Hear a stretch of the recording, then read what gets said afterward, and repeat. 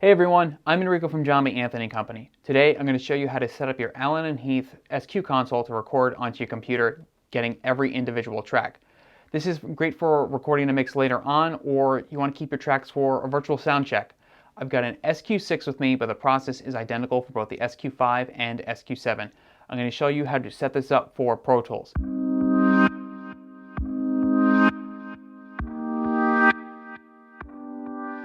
We have two ways that we can record with the SQ consoles. First, the SQ can record up to 32 channels over the USB port on the back of our SQ. With firmware 1.5 and higher, you can record up to 32 channels of your choice at 48K or 96K. If you're using more than 32 channels, I'd recommend using the SQ Dante card and recording through that. In either case, we can make a direct connection from our SQ to the computer. If you're using Dante, your SQ and computer can be plugged into the same router if a direct connection isn't possible. Today, I'm connected over USB, so let's go and set up our SQ to output over USB. First, we need to decide if we want to record at 96K or 48K. SQs are always running internally at 96K, but as a firmware 1.5, you can record over USB in 48K if you want. This is still higher than streaming quality, and it's going to take up half the hard drive space. Also, if you're using an older computer, it's going to be able to write all that data without struggling. Let's press Setup, select Audio, and then select USB. To record to your computer, you're going to want to take USB mode and put it towards USB-B. SQ drive is for when you want to record onto a thumb drive that's plugged into your SQ. Now we need to set our sample rate. I'm going to select 48K and hit Apply now that I'm done.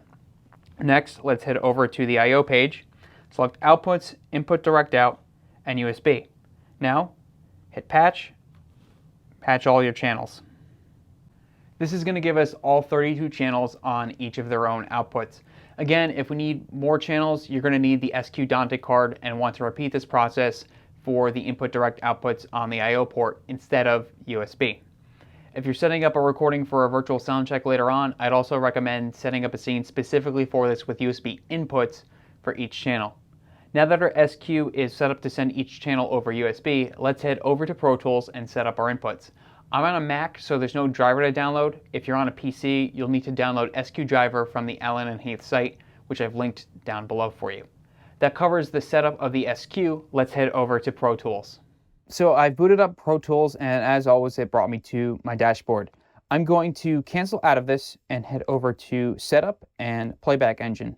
Here, I want to set this to SQ Audio, and then my hardware buffer size I want at 64 samples because I'm going to be tracking. When I'm going to mix, you might want to change that just so you have as much mixing power as possible. After that, we can head over to I/O and set up our inputs and our outputs. You can see here that I have 32 inputs, all individualized for each of my SQ inputs. So just to show you how to go and add these, I'm just going to temporarily delete those, and let's add a path. And I'm going to do 4. You can do 32 if you want to add all 32 of your SQ. I'm going to type in SQ.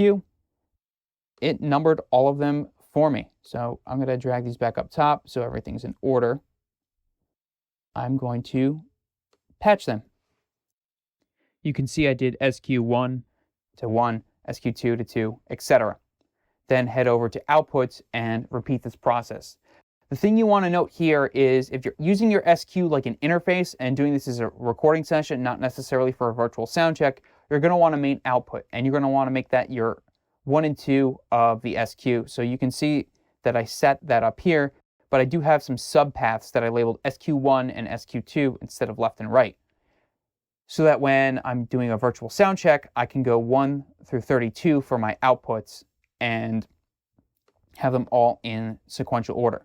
So it's the same thing as the input. You do a new path, and then you type in the number of channels you want to add, maxing out at 32, and whatever you'd like to label them as. Something you want to double check once you add outputs is you go over to your bus tab. So here, my main outputs, if I was using this like an interface, I want to select this as the SQ main label that I created. Or if I'm using this for recording a virtual sound check that I need to output out all 32 channels when I'm done, you want to make sure that you have them mapped to their individual outputs. So you can see here everything is in order. Sometimes Pro Tools does this automatically, sometimes it doesn't. So just make sure you double check that it's appropriate. So you can just click here to adjust to the appropriate output. Now that that's all set up, I'm going to go and make my new session. I'm just going to label this SQ for the purposes of the demo. Let's open up our new session. Here's my blank Pro Tools session. I'm going to do Shift Command N, and I'm going to add 32 SQ inputs, all as audio tracks, and mono for that matter. So create.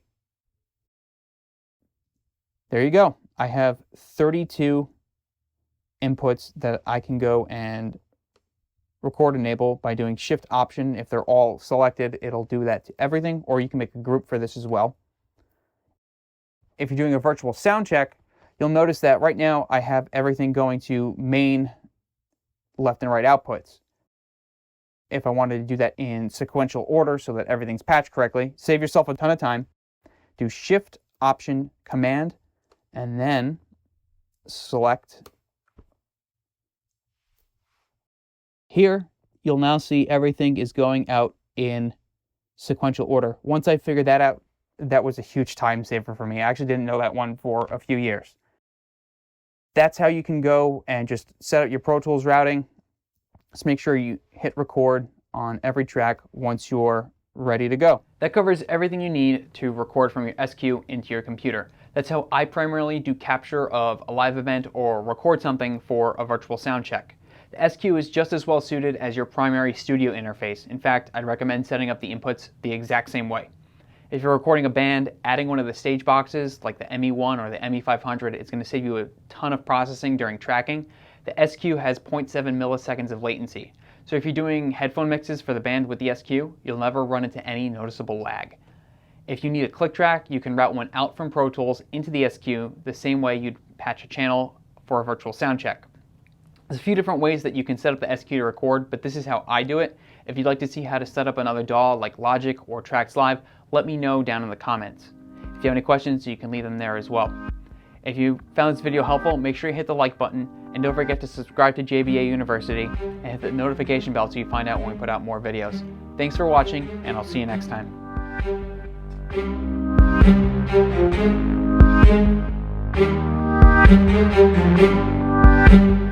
Thank you.